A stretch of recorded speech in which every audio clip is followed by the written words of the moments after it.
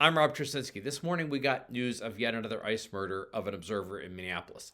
I already covered the completely unjustified shooting of Renee Good. Now we have another man shot to death by federal agents. We only have some of the recording of this so far, but here's what I've been able to piece together. The man was standing holding his phone recording federal immigration agents when he was approached by them.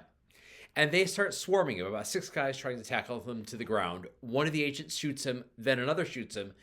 And here's the worst thing. As he's lying on the pavement, motionless, they stand back and fire more shots into his body. And that's what it looks to me like, like it's just an execution. The federal government claims the victim was carrying a gun. From the video, it is extremely clear that when they approach him, he's holding a phone, not a gun. We only have their say-so he was armed. And look, ICE, Border Patrol, this administration has a long pattern of lying through their teeth. So I'll believe them when I get some independent confirmation. We've seen multiple stories recently about people filming ICE agents being told to stop. And this is something that people absolutely have a right to do. And after the shooting of Renee Good, they are told, haven't you learned anything from the past few days? So these are people who are recording from 30 feet away. ICE agents are walking to come up to them, so they're not interfering or impeding. ICE and Border Patrol have just been itching to use extreme and deadly force against observers, and now they've done it again.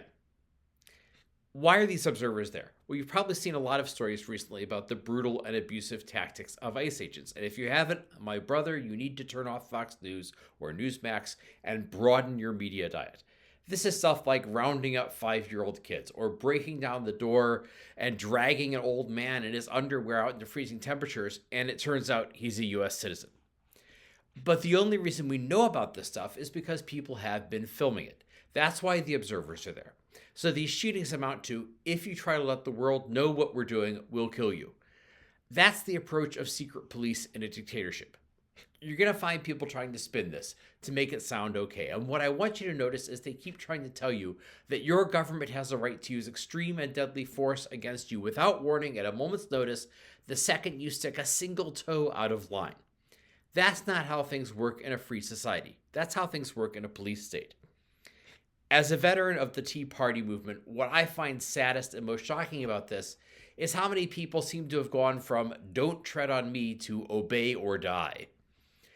But all this comes just days after the House of Representatives passed a bill approving more funding for the Department of Homeland Security and ICE.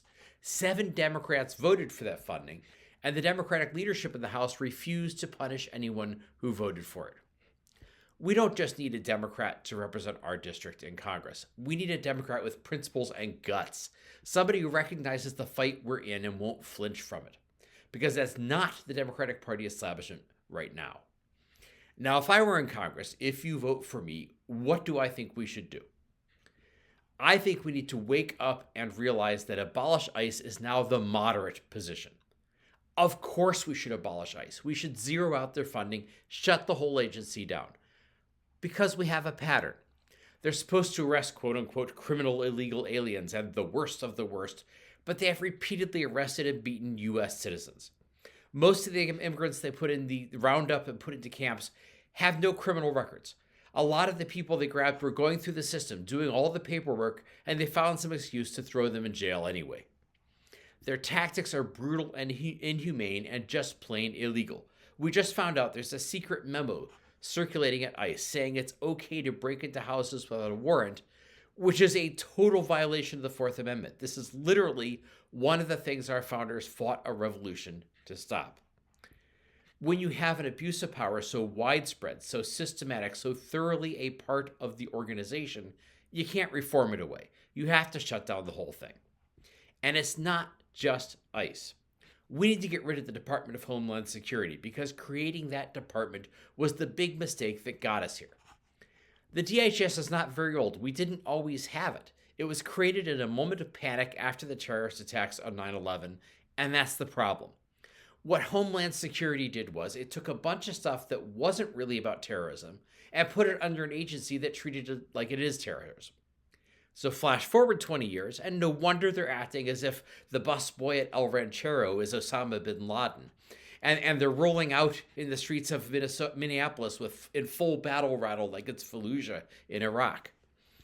The mistakes of the war on terrorism are coming home, like some kind of curse, and we're now occupying our own cities and treating our own citizens like they're the enemy.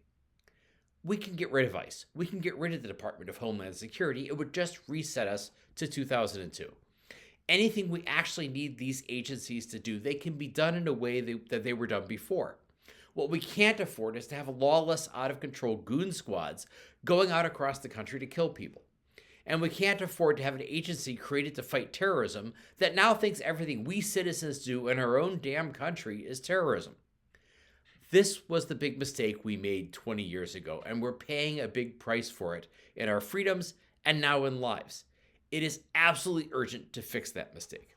Dismantle the Department of Homeland Security, move its legitimate functions back to other agencies, and make sure we never build another rotten agency like this again.